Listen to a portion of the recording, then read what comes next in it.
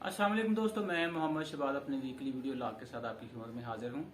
मेरी आप दोस्तों से दरख्वास्त है कि जिन दोस्तों ने अभी तक मेरे चैनल को सब्सक्राइब नहीं किया, प्लीज सब्सक्राइब करें, लाइक करें, अपने दोस्तों में शेयर करें। कोरोना की चौथी लहर के बारे में बातें की जा रही हैं कि जुलाई में कोरोना की लहर दोबारा से हमला कर सकती है, तो इसलिए जल्द से जल्द कोरोना वैक्सीन जो है वो लगवाएं। गवर्नमेंट के मुताबिक करदा SOPs जो हैं उसको बड़ा मदरामद करें, बाहर निकलें सैनिटाइजर का इस्तेमाल करें, मास्क का इस्तेमाल करें और जो सोशल डिस्टेंसिंग है उसका खासकर ख्याल रखा जाए, ताकि आप अपने आप को और अपने अहले खाना को कोरोना जैसी वबा से महफूज कर सकें और हम कोरोना को पाकिस्तान से जल्द भगा सकें, ताकि नॉर्मल जिंदगी वापस आ सके। आपको पता है कि पाकिस्तान के अंदर हर आने वाला दिन जो है मुआशी लिहाज से या पोलिटिकल पॉइंट ऑफ व्यू से कोई ना कोई नई खबर लेके आता है, और हर आने वाली नई खबर जो है पुरानी खबर को दबा देती है। तो शायद हम मेंटली तौर पे आदी हो चुके हैं इन चीज़ों के कि चलें हम भी नई नई खबरें सुने, और जो हमारे बुनियादी मसाइल हैं उनसे शायद हमारी तवज्जो हटती जा रही है। और बार बार चीज़ें अब मैं एक इकोनॉमिस्ट हूँ, वो जाहिर सी बात है मेरा कंसर्न जो है वो खासकर unemployment, inflation, poverty, living standard, रोजगार, गुर्बत, अब 3 चीज़ों को रिपीट किया है मैंने, तो इनके साथ मेरा ताल्लुक है। उसके अलावा बजट डेफिसिट के ऊपर बात हम कर सकते हैं, ट्रेड डेफिसिट के ऊपर बात कर सकते हैं, करंट अकाउंट खसारा जो है जिसको हमने कहा था जी, हमने कुछ चंद दिनों के लिए उसको सरप्लस में चेंज कर दिया था, और हमने कहा था ये बड़ा हिस्टोरिकल मूवमेंट है पाकिस्तान का कि देखिए पिछले 40 साल से ये खसारा चलता आ रहा है, तो अब हमने इसको सरप्लस में कर दिया है। तो ये इस तरह के इश्यूज हैं जिनके ऊपर हम जाहिर सी बात है वीकली बात करते हैं। और बड़ी मजे की बात यह है कि ये पिछले 70 सालों से ये इश्यूज वैसे के वैसे ही हैं, और हम लोग सिर्फ इसके ऊपर बातचीत करते हैं, या जाहिर सी बात है मेरा काम इंडिकेट करना है, या जो मेरे छोटे से दिमाग में कोई पॉसिबिलिटीज ये चीजें आती हैं जिसको मैं इतनी मेरी औकात नहीं मैं कह सकूं कि मैं गवर्नमेंट को सजेशन दे सकता हूं, लेकिन मैं अपनी राय बयान जरूर कर सकता हूं कि जी आप अगर चीज़ों को इस तरह से अमल दरामद करें या चीज़ों को इस तरह से मैनेज करें तो शायद हमारे मसाइल जो है वो हल हो जाएंगे। बजट जो जून के दूसरे वीक में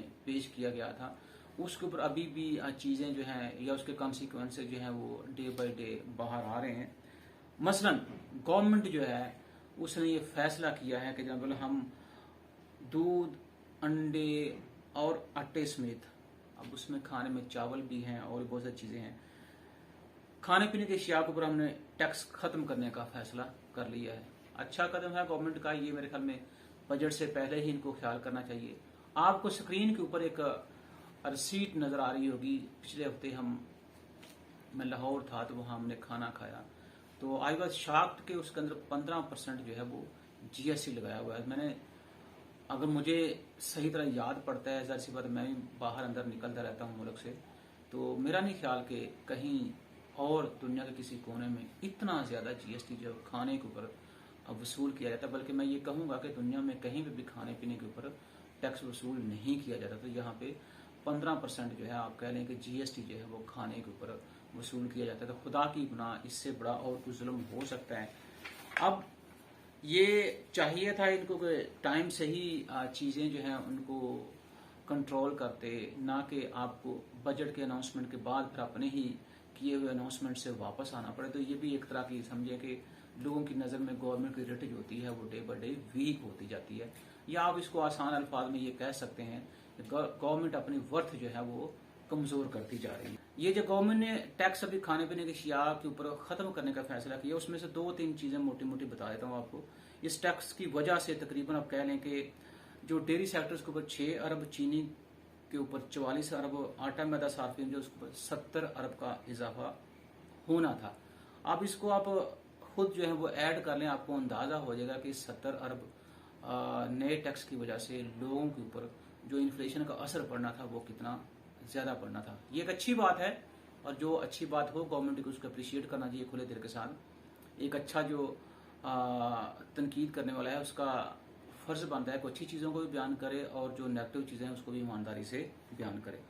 लेकिन साथ साथ गवर्नमेंट जो ये चीज़ें या ये बातें कर रही है उसमें ये भी कहा जा रहा है कि बजट के बाद भी महंगाई तूफान जो है वो थम ना सका। इसमें तकरीबन 21 अशिया जो है उनकी कीमतों में इजाफा हुआ है, 7 अशिया सस्ती हुई हैं और 23 जो कंज्यूमर आइटम्स हैं उनकी कीमतों में स्टेबिलिटी रही है। लेकिन उसके उसके बावजूद जो मुझे खुशी हो रही है ये बताते हुए, हालांकि खुशी नहीं होनी चाहिए, मैं पिछले दिन में 6-7 माह से ये चीख रहा हूँ कि पाकिस्तान के अंदर इन्फ्लेशन जो है वो 15 से 17% हो चुका है, या शायद अब इससे भी आगे जाएगा। तो अब गवर्नमेंट ने ऑफिशियली तौर पर यह कह दिया है कि सालाना बुनियादों पर पाकिस्तान में इन्फ्लेशन जो है 15.29% हो चुका है। तो फिर ठीक है, इस नाचीज का तजिया जो है वो तो मेरे ख्याल में काफी हद तक दुरुस्त है। वो अलग बात है, गवर्नमेंट जो है वो तकरीबन उन चीजों को अडाप्ट करने में आप कह सकते हैं कि टाइम ले रही है। तो अब ऑफिशियली ये ऐलान हो चुका है कि पाकिस्तान में इन्फ्लेशन जो है वो 16% है। और इस हफ्ते अगर थोड़ा सा देखा जाए तो वो कहा जा रहा है कि तकरीबन 0.82% इजाफा हुआ है। तो अगर इसको एड अप कर लो आप तो भाई साहब वही 16% से ऊपर चला गया है। अच्छा, उसके बाद जो दूसरी बात, ये भी बड़ी खतरनाक बात है। एक तो पहली बात है कि हम एक ज़री मुल्क हैं, तो कम से कम जो हमारी बुनियादी ज़रूरियात हैं ज़राअत से पूरी होती हैं उनको हमें अच्छे तरीके से पूरा करना चाहिए। लेकिन हो क्या रहा है कि चूंकि हमने ये भी ख्वाब दिया था कि ये वो मुल्क था जो पूरे एशिया को खिलाता था और ये वो मुल्क बनेगा जो पूरे एशिया को खिलाएगा। तो अभी तक ये ख्वाब हमें पूरा होता हुआ नजर तो नहीं आ रहा, क्योंकि मुल्क भर में आटे का बहरान जो है वो सर उठा रहा है। ये इसको आप आम अल्फाज में कह लें कि दोबारा से आटे का बहरान जो है वो उसके पैदा होने का खदशा है। उसकी वजह क्या है? उसकी वजह जो बताई जा रही है यहाँ पे वो ये है कि चूंकि गवर्नमेंट जो है वो अपने प्रोजेक्शंस जो है उससे ये अंदाजा ही नहीं कर पाई कि गंदम की मुल्क के अंदर डिमांड कितनी और कितनी गंदम हमने स्टॉक करनी है। कहते हैं कि बम्पर गंदम की पैदावार हुई है। अब ये बम्पर गंदम की पैदावार अगर हुई है तो इसका मतलब ये है कि हमें कम से कम जो हमारी बुनियादी जरूरियात थी 1 साल की उसका तो हम स्टॉक करते, तो उसकी एस्टिमेशन में भी हमसे मिस्टेक हो गई है। तो उसका नुकसान क्या हुआ कि सिर्फ पंजाब को 15 लाख टन गंदम जो मंगवानी पड़ेगी। बाकी सूबों की बात नहीं मैं कर रहा। तो इसका मतलब ये कि पंजाब जो जरी पॉइंट ऑफ व्यू से बड़ा स्ट्रांग प्रोविंस कंसीडर होता है, अगर वहां पे ये हाल है तो बाकी सूबों में फिर इसी तरह से ही चीजें चलेंगी। अब ये भी कहा जा रहा है कि रवां साल महकमा फूड की कमजोरी का फायदा उठाते हुए मिल्स ने 15 लाख टन से ज्यादा गंदम खरीद ली है। महकमा हदफ 45 लाख टन के मुकाबले में सिर्फ 36,90,961 टन गंदम खरीद सका। तो अगर उस 15 को भी इसमें ऐड कर लो, इसका मतलब कि आपका जो टोटल गंदम रिक्वायर्ड था सूबे के लिए वो तकरीबन 60 से 70 लाख टन होना चाहिए था।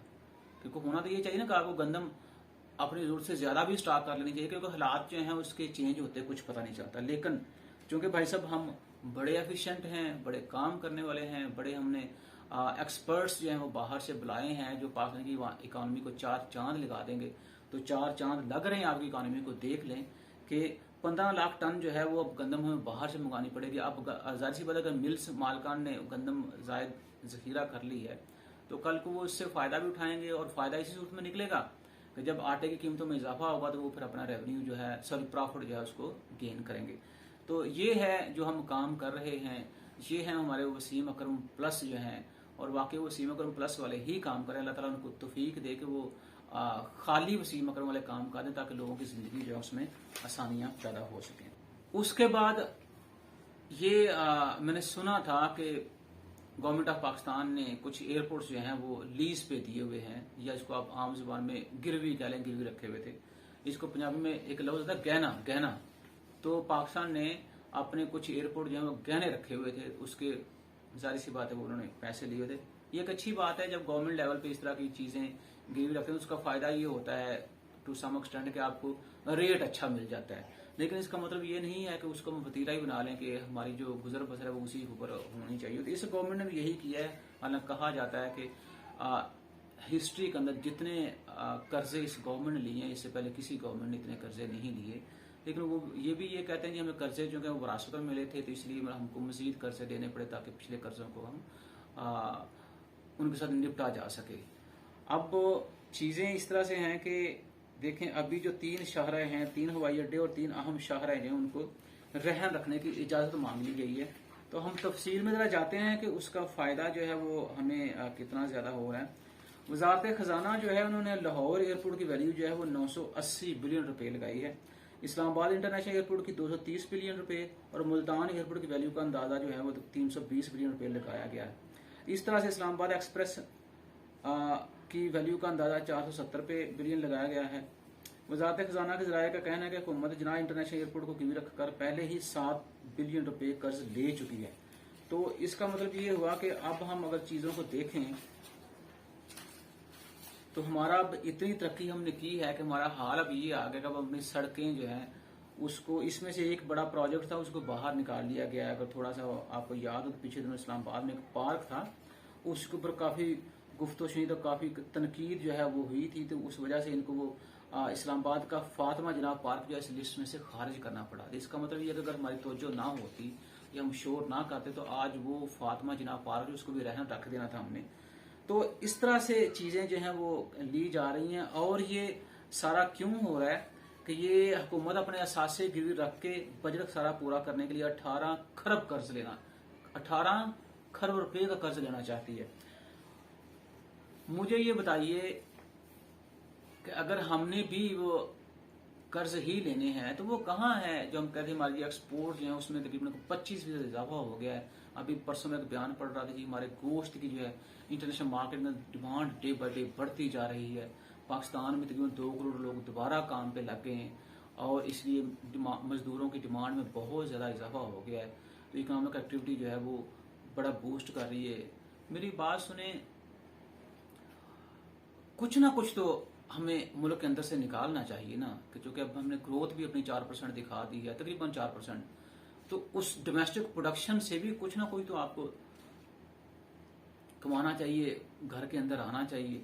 तो यहाँ तो जो सारे फिगर्स नजर आ रहे हैं वो तो यही नजर आ रहे हैं कि हमारे खर्चे बहुत ज्यादा हैं। और पहले ही मैं आपको बता चुका हूँ कि ये जो अनप्रोडक्टिव एक्सपेंडिचर्स हैं उनको हमें रिड्यूस करना चाहिए, बल्कि उनको खत्म ही करना चाहिए। क्या इन हालात के अंदर भी एक मिनिस्टर जो है कि उसके प्रोटोकॉल में 5-5, 6-6 गाड़ियां जो है वो मुलाजमीन से भरी हुई है, मुलाजमीन के हाथ में असला भी होता है और असला खाली तो नहीं होगा।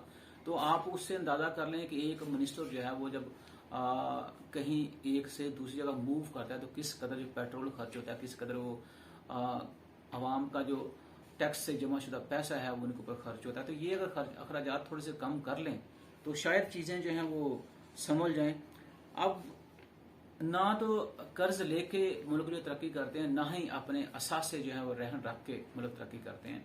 मुल्क तरक्की तभी करेंगे जब आप स्टेबल और कम्प्रीहेंसिव इकोनॉमिक पॉलिसी जो है उसको इम्प्लीमेंट करेंगे। और पाकिस्तान में हर तरफ जो है वो एक ही बात जो गूंज रही है कि स्ट्रक्चरल रिफॉर्म्स लेके आए, स्ट्रक्चरल रिफॉर्म्स लेके आए इकोनॉमी के अंदर, उसके बगैर जो है बात मुमकिन नहीं।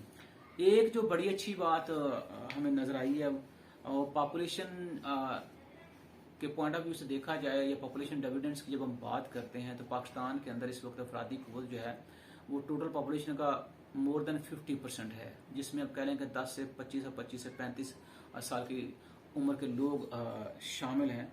तो उस पाकिस्तान के हिडन एसेट के पॉइंट ऑफ व्यू से हम ये कहा गया है कि पाकिस्तान एशिया में पहले नंबर पे आ गया है। तो ये तो बड़ी अच्छी बात है कि हम इंटरनेशनल मार्केट के अंदर दूसरे ममालिक के लोग जो हैं उनको, जाहिर सी बात है ये लेबर फोर्स का प्रॉब्लम है। तो हम ये जो हमारी ओवरसीज की मिनिस्ट्री है, जुल्फी बुखारी साहब जो आजकल वो रिंग रोड मनसूबे की वजह शायद पता नहीं उन्होंने इस्तीफा दे दिया है, तो अब उनकी जगह कोई नए लोग भी आए होंगे तो उनको ये कहा जा सकता है या उनको ये इंस्ट्रक्ट किया जा सकता है कि हमारी जो लेबर फोर्स है उसको इंटरनेशनल मार्केट के अंदर इंट्रोड्यूस करवाया जाए और उससे ही पहले अपनी लेबर फोर्स जो है उसको इंटरनेशनल मार्केट की डिमांड के मुताबिक उनकी स्किल जो है उनको इम्प्रूव करके तो मेरे ख्याल में एक्सपोर्ट किया जा सकता है और उससे अच्छा खासा फॉरेन रिजर्व मिलता है। क्योंकि हम तो शोर भी इसी चीज का करते हैं कि ये फॉरेन रेमिटेंस ही हैं या ओवरसीज पाकिस्तानी ही हैं जिनकी वजह से मुल्क जो है वो आगे बढ़ रहा है, क्योंकि ये उन फॉरेन रेमिटेंस की वजह से ही आपका करंट अकाउंट जो आप कहते हैं सरप्लस में चला गया है। और मैं कह रहा था कि फॉरेन रेमिटेंस को बाहर निकाल दें, आपको पता चलेगा हम कितने पानी में खड़े हुए हैं।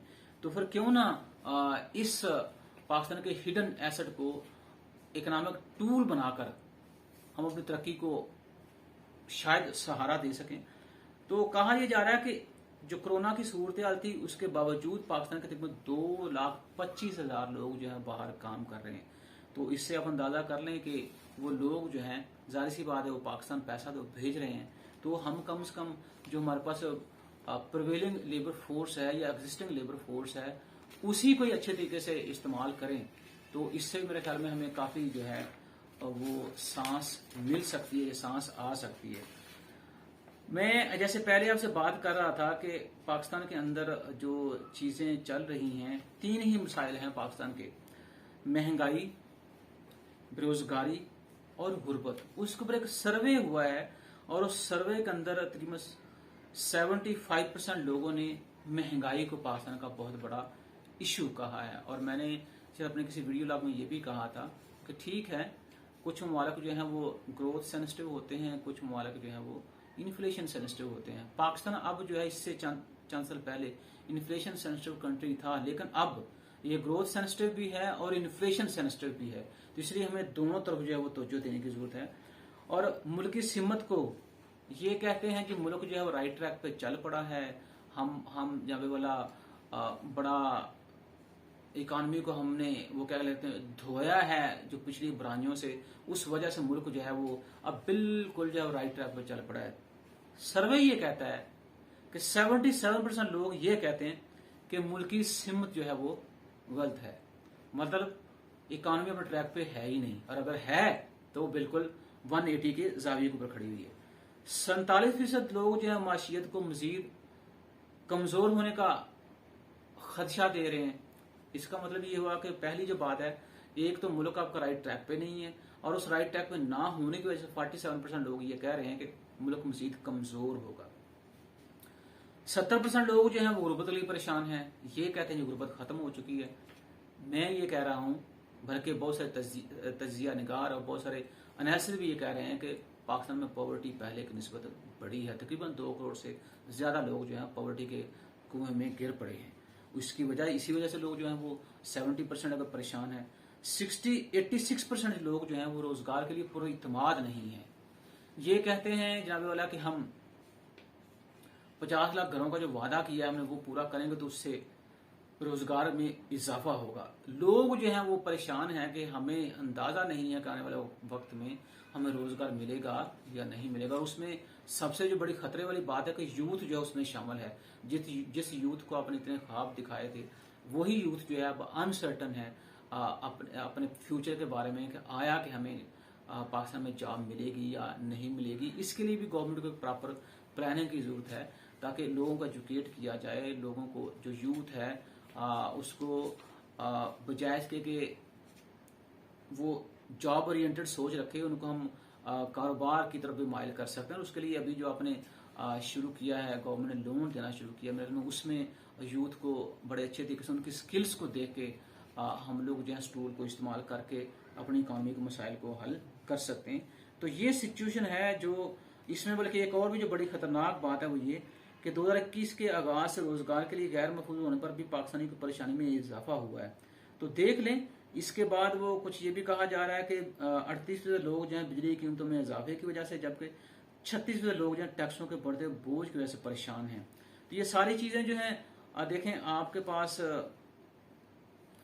नजर आ रही हैं आपको, तो आप देख सकते हैं। तो ये देखो, मैं एक नकम्मा सा आदमी हूं, तो जो मुझे अगर इतनी सारी चीजें देख के परेशानी होती है, ज़ाहिर सी बात जो लोग हुकाम बाला हैं या हुकूमत के ऐवानों में बैठे हुए हैं, उनको तो मेरे ख्याल में 10-10 साल एडवांस जो है वो सोचना चाहिए और सोच के साथ बैठना चाहिए कि आज हम कहाँ पे खड़े हैं और 10 साल बाद हम कहाँ पे होंगे और उस वक्त हमें किन किन मसाइल का सामना होगा। तो हम इस तरह से चीज़ों को बड़े कॉम्प्रिहेंसिव तरीके से चीज़ों को लेकर चलें। लेकिन मसला ये है कि जैसे मैंने पहले भी कहा कि 70 सालों से हमारे मसाइल वही हैं और उन्हीं मसाइल के ऊपर हम लोग जो हैं वो डे बाय डे वो रगड़ा लगा रहे हैं, ना वो मसले हल हो रहे हैं, ना वो नए मसाइल जो हैं वो पैदा हो रहे हैं। तो वही बेसिकली चीज़ें जो हैं वो डे बाय डे हमें दिखाई जा रही हैं और हम इसके ऊपर रोते जा रहे हैं। एक जो चीज़ जो पहले शायद आज से 2 साल पहले मैंने किसी टीवी प्रोग्राम में जिक्र किया था इस चीज़ का कि ये जिस कदर पाकिस्तान के अंदर हाउसिंग स्कीम्स और जिस कदर हम कंस्ट्रक्शन सेक्टर जो है, अनप्लान्ड कंस्ट्रक्शन सेक्टर जो है वो पाकिस्तान में परवान चढ़ रहा है, और एक वक्त आएगा कि जब शायद हमारे पास ज़रूरी ज़मीन की कमी हो जाएगी और हमें फिर समझ नहीं आएगी कि हम बोएंगे क्या और खाएंगे क्या। और इस अनप्लैंड कंस्ट्रक्शन की वजह से, हाउसिंग सोसाइटी की वजह से जाहिर सी बात जंगलात भी कटेंगे, दरख्त भी कटेंगे, क्योंकि हमारे जंगलात काटने की जो स्पीड है वो दरख्त साजी की स्पीड से बहुत ज़्यादा है। इसी वजह से तो जो हुकूमत का वो बिलियन ट्री मनसूबा जो वो भी नाकाम होता हुआ नजर आ रहा है, क्योंकि उसकी वजह से भी जो क्लाइमेटिक चेंज है उसके ऊपर कोई इतना ज़्यादा अफेक्ट नहीं पड़ रहा, बल्कि क्लाइमेटिक चेंजेस जो हैं वो डे बाई डे ज़्यादा होते जा रहे हैं। और इस साल जो गर्मी पड़ी है उसको हम थोड़ा तकाबले ज़्यादा करें पिछले साल गर्मी में, तो इस साल गर्मी में इजाफा ज़्यादा हुआ है। जो पिछले साल गर्मी थी वो उससे पिछले साल गर्मी में देखेंगे तो उसमें इजाफा ज़्यादा हुआ है। तो इसका मतलब ये है कि डे बाई डे जिस रफ्तार से हम जंगल अपनी ज़मीन को या जंगलात को काटते फिर रहे हैं, तो गर्मी जो उसकी हिद्दत में डे बाई डे इजाफा होता जाएगा। और अल्लाह ताला हमें उस वक़्त से बचाया कि जब अभी नॉर्मल जो है, कहा यह जा रहा है कि 2003 में जो दर्जा था वो 45.4% था, फिर 2005 में 45.2% हुआ, 2012 में 45.5%, 2017 में 45.2% हुआ, और इस साल भी दर्जा जो है 45 डिग्री सेंटीग्रेड तक रहा। तो ये 45 डिग्री सेंटीग्रेड दर्जा तो ये कोई थोड़ा दर्जा नहीं, बहुत ज़्यादा दर्जा रहता है। अब उसके लिए क्या कहा जा रहा है कि अब जब जाहिर सी बात है ये तो बड़ी कामन पर गर्मी जब हो गई, लोग घरों से कम ही बाहर निकलेंगे, घूमे फिरेंगे भी कम, तो उसकी वजह बता रहे हैं कि ज़रूरी ज़मीनें कम, दरख्तों की कटाई बगैर प्लानिंग के होने वाली अर्बनाइजेशन, पानी सब्जा की कमी और दरख्तों की कटाई से कार्बन डाइऑक्साइड की मिक़दार बढ़ गई, जिसकी वजह से गर्मी की शिद्दत में इजाफा हुआ। एक वक्त था बचपन में हम देखते जब बोला घर जो थे वो मिट्टी के बने होते थे, और चले खैर वो तो छोड़े उसको, लेकिन घर के सहन में एक दरख्त जरूर होता था। अब क्या हुआ, जब वक्त के साथ साथ चीज़ें चेंज हो गई, हमारे बिहेवियर चेंज हो गए, हमारे एटीट्यूड चेंज हो गए, तो हमने वो क्लोज रहायशें आ गई घर के अंदर। अब हमें किस तरह कुछ वो दरख्त छोटा सा पौधा बना दे तो उसको हम गंदगी समझते हैं। तो भाई साहब वो चीज़ जो थी ज़ाहिर सी बात उसका नुकसान ही हुआ। घर में अगर एक दरख्त लगा हुआ था तो कहीं ना कहीं से जाके सतह पे आपको ऑक्सीजन प्रोवाइड कर रहा था ना, दोपहर में उसकी छाँव में बैठ जाते थे। लेकिन अब चूंकि वैसा है नहीं, उसकी जगह ले ली एसी ने। अब जब एयर कंडीशनर होगा तो उससे बिजली की डिमांड में भी इजाफा, बिजली के खर्च में भी इजाफा होगा, और ज़ाहिर सी बात आपके बिल भी बढ़ेंगे। तो कुछ हद तक मैं समझता हूँ हमारा अपना भी कसूर है कि हम मॉडर्न लाइफस्टाइल में तो आ गए, लेकिन मॉडर्न लाइफस्टाइल के जो कॉन्सिक्वेंसेस थे शायद उसका हमने अंदाजा नहीं लगाया। अब देखें जो गवर्नमेंट कह रही है जनाबे वाला के 10 बिलियन ट्री मनसूबा अगस्त तक 1 अरब पौधे लगाने का हदफ है। अब इससे क्या कितना, मतलब कि आपको मैं पहले बताया था कि 22.5% जो है वो आपका जंगलात के ऊपर आपकी टोटल जमीन का परसेंटेज होना चाहिए। पाकिस्तान में सारा 5 या 2% है, तो ये बीच में 17% जो वो गैप है वो इतने एक दरख्त लगाने से तो पूरा नहीं होगा मेरे ख्याल में। इसमें हमें, जैसे मैंने पहले भी कहा था, फिर WHO की एक रिपोर्ट आई जिसमें उन्होंने कहा कि शायद हमें ट्रिलियन ट्री सुनामी मनसूबा जो शुरू करना चाहिए। तो उससे आप अंदाजा खुद कर लें कि हम या हमारी गवर्नमेंट जो है इस मामले के बारे में कितनी सीरियस है। अपना और अपने अहले खाना का ख्याल रखिएगा।